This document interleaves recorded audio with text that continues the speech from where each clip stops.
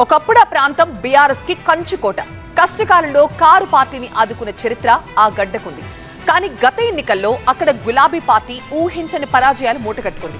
తాజా పరిణామాలతో మళ్లీ అక్కడ బీఆర్ఎస్ బలపడుతోందా లేక ప్రత్యర్థులకి అస్త్రంగా మారుతోందా? తెలంగాణ రాజకీయాల్లో సింగరేణి మరోసారి సెంటర్ పాయింట్ గా మారింది. సింగరేణిలో కొన్ని గనులను వేలం వేయాలని కేంద్రం నిర్ణయించడమే ఇందుకు ప్రధాన కారణం.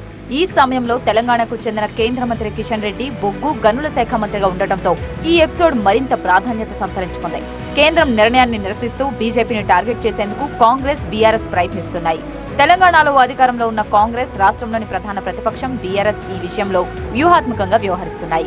ఉత్తర తెలంగాణలోని 4 ఉమ్మడి జిల్లాల్లో విస్తరించి ఉన్న సింగరేణి విషయంలో ఏ నిర్ణయం తీసుకున్నా అది ఆయా ప్రాంతాలపై ఎంతో కొంత ప్రభావం చూపిస్తుంది. అందుకే సింగరేణి బొగ్గు గనుల వేలం విషయంలో కేంద్రం వెనక్కి తగ్గేలా ఒత్తిడి తెచ్చేందుకు కాంగ్రెస్, బీఆర్ఎస్ ప్రయత్నిస్తున్నాయి. ఈ విషయంలో కేంద్రం వెనక్కి తగ్గితే పొలిటికల్ మైలేజ్ వస్తుందని లెక్కలు వేసుకుంటున్నాయి.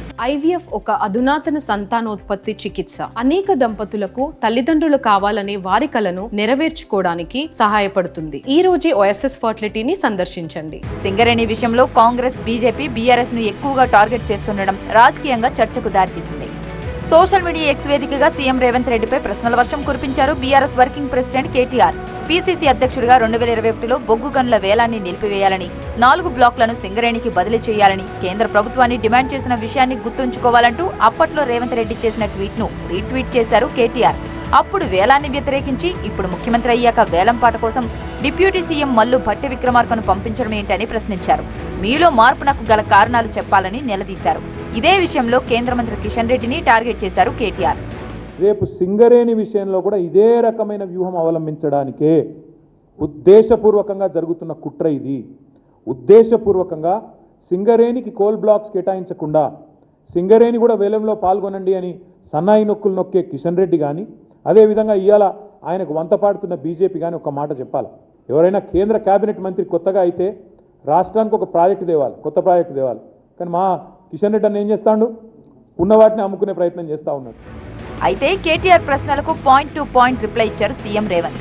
తెలంగాణ సంస్థల ప్రైవేటీకరణ, తెలంగాణ ప్రజల వాటాల విక్రయానికి కేంద్రం పూనుకున్న కేసీఆర్ ప్రభుత్వం ప్రయత్నించిన కాంగ్రెస్ నాయకులు, పార్టీ శ్రేణులు అడుగడుగునా వ్యతిరేకించారని వెల్లడించారు. కేసీఆర్ సీఎంగా ఉన్నప్పుడే కేంద్రం సింగరేణి గనులను తొలిసారి వేలం వేసింది. 2 ప్రైవేట్ కంపెనీలకు అప్పగించిందన్నారు రేవంత్. అప్పుడే అరవిందో, అవంతిక కంపెనీలకు కట్టబెట్టిందని చెప్పారు. అప్పుడు బీఆర్ఎస్ ఎందుకు మాట్లాడలేదని కేటీఆర్ ను ప్రశ్నించారు. సింగరేణి గనులను ప్రైవేటీకరించడం, వేలం వేయడాన్ని డిప్యూటీ సీఎం భట్టి విక్రమార్క అప్పుడే వ్యతిరేకించారన్నారు. అవంతిక, అరబిందో కంపెనీలకు అప్పగించిన బొగ్గు బ్లాక్లను రద్దు చేసి తిరిగి ఇవ్వాలని డిమాండ్ చేశారని వెల్లడించారు. భట్టి విక్రమార్క రాసిన లేఖను సైతం ట్వీట్ కు జత చేశారు. తెలంగాణ ప్రజల ప్రయోజనాలు, ఆస్తులు, హక్కులను కాపాడేది కాంగ్రెస్ పార్టీ ఒకటేనన్నారు రేవంత్.